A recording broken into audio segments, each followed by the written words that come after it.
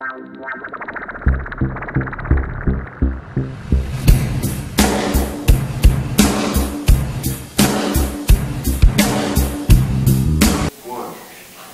Sports Broadcasting Camp Radio, this is AJ Gersh, alongside with my partner, Andrew Feather.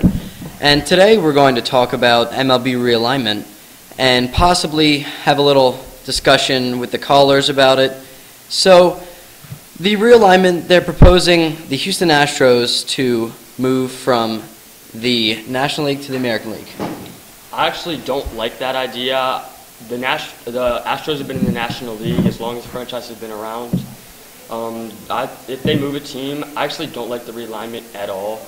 I like it the way it's been, but if they do move a team, I think it should be the Milwaukee Brewers. They were in the American League. They were recently switched over.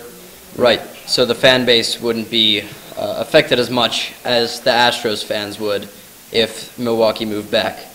I would say, though, if the Astros were to move, they can make it work because they are in a rebuilding process. And right now the Brewers are a strong team, so it may be harder for them to build around a DH. Correct. The Nationals might be able, or the Astros, sorry, might be able to do that. So if the realignment does go through, and say they just make it into one American League with no divisions and one National League with no divisions, do you believe that they should just abolish the DH position? I don't think that, because American League teams will it'll change the whole structure of that league. Just leave it the way it is. Well, I mean, leave the DH rule the way it is, and then just the World Series will be the same way it is. Right. All right, let's open the caller line. All right, we're taking line one. Jordy, how you doing, Jordy? Hi. I'm good. Hi. I think it's a little bit ridiculous to suggest moving the Brewers instead of the Astros when the Brewers are currently first place in their division. Yes, but this move would take place after the season. I know, but still, what if they win the division and then you're moving them to a different one? It's like, yay, prize, you're gone. Well, the reason that we suggested the Brewers is that they have experience in the American League. They were in the American League previously. It's for history's sake. Well, I mean, that doesn't really matter much now. None of those players were around when they were in the American League. The only major thing would be changing is putting in a DH. Doesn't really change that much. I mean, I think the Astros would be a much better team to move over to the AL. It's a good point. Plus, if they move it into the Rangers division, they could be in-state rivals. Yeah. All right, thank you, Jordy. Let's talk some NFL lockout. What do you think, on your opinion? I actually think the NFL lockout has a good chance to end soon. I recently talked to an NFL player, and he said that he's feeling optimistic about the season starting early.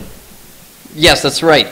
They say if the NFL lockout is resolved within the next 10 to 15 days, then there will be a full 16-game season. I've heard from an agent, though, that if it isn't, he's looking towards a shortened season, possibly shortened by 8 games. Right, let's go back to the phone line. Let's see, Ezra, how you doing, Ezra? Hi, I'm good. How about you guys? Doing good. Doing well. If the NFL lockout isn't resolved this season and there's no season, do you think some of the NFL free agents that are currently not under contract will play in leagues like arena football and the UFL, and do you think those leagues will rise in popularity? Well, first off, if the lockout doesn't get resolved in the next 10 to 15 days, there will be a season. It's just a matter if the season will be shortened or will it be 16 games. But if, for some reason, that the season is completely locked out for the 2011 season, then I don't believe that players would go into other leagues. Well, most of them. I think they could. They're very wealthy people, but I believe that they can just wait one more year until football comes back. I believe some of the players, especially like unsigned free agents or younger players, I think they would go over because leagues like the UFL, after one of their weeks later in the season, they allow players to go sign with NFL teams if possible. So if there is a season, they would be able to do that. Right, and another thing that would be affected is the rookies. They haven't signed yet, they haven't practiced with their teams, and they really have no clue what the playbooks are like with the exception of Cam Newton, of course, who took an early look at the Panthers.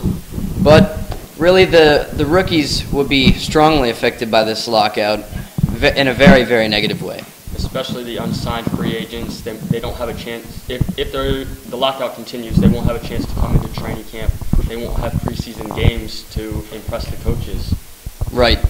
So let's go back out to the caller line for one final caller. Let's see. Mikey in Georgia, how you doing? Hi, I'm good, guys.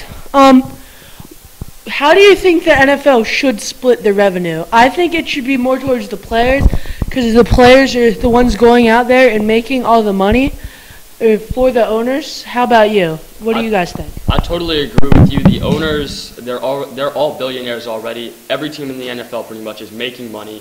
The players, while a lot of them make huge sums of money, like Peyton Manning, there are others that are making minimum contracts that the rookies. Like the rookies, that if there is a lockout, they will be in trouble financially. Right. So this has been AJ Gersh alongside of my partner Andrew Feather for Sports Broadcasting Camp Radio.